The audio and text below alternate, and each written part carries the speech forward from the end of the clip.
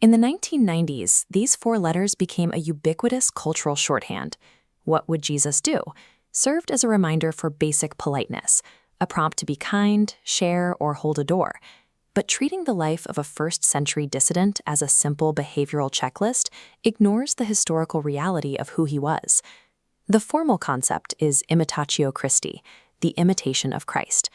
In the early church, this wasn't a lifestyle adjustment.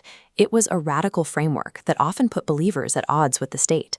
Attempting to live out that level of sacrifice is exhausting. Reducing the person to a 4-letter slogan allows us to feel aligned with his values without ever facing the actual difficulty of his examples. Love, in this tradition, happens at close range. It requires a refusal to lead or care from a safe distance. This is the logic of the Incarnation, a creator taking on physical flesh, and deliberately stepped into human dirt, disease, and societal mess. In 1873, a Belgian priest named Damien de Veuster acted on this. He left his parish to live inside a quarantined leper colony on the island of Molokai, permanently tying his own health and social standing to the outcasts he served. Moving that close to suffering creates friction. It strips away personal insulation and leaves the individual vulnerable to the same pains as those they are helping. If you are not physically and emotionally present in the world's mess, you are not practicing this imitation. In the Greco-Roman world, greatness was quantified by leverage. Power was defined by how many people were positioned below you, obligated to serve your needs.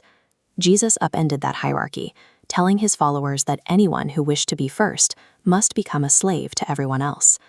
At the Last Supper, while his disciples were actively arguing over their own status, he gave them a physical demonstration of what he meant. He took the posture of the lowest household servant, used a basin of water, and physically washed the dust and dung off his followers' feet. This act redefined leadership.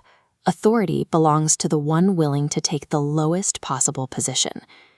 Jesus then commanded his disciples to repeat the act for one another, transforming the foot washing into a mandatory way of life. This requires an other-centered mind, the active prioritization of another person's well-being over your own comfort. This mindset carries a cost. The texts expect believers to absorb pain and refuse retaliation when wronged, a literal practice of turning the other cheek.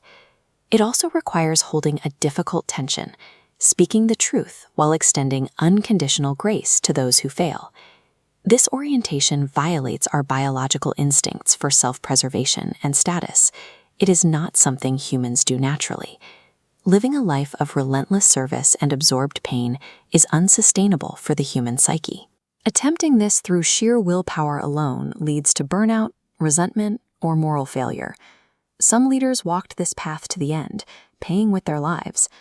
Dietrich Bonhoeffer stood against the Nazi regime and was executed for it. Martin Luther King Jr. absorbed the violence of systemic racism to dismantle it from within. Archbishop Oscar Romero was assassinated for speaking on behalf of the poor in El Salvador. When we rely entirely on our own grit, this standard becomes a crushing, impossible weight. The New Testament offers an alternative to behavioral copying, the concept of spiritual union.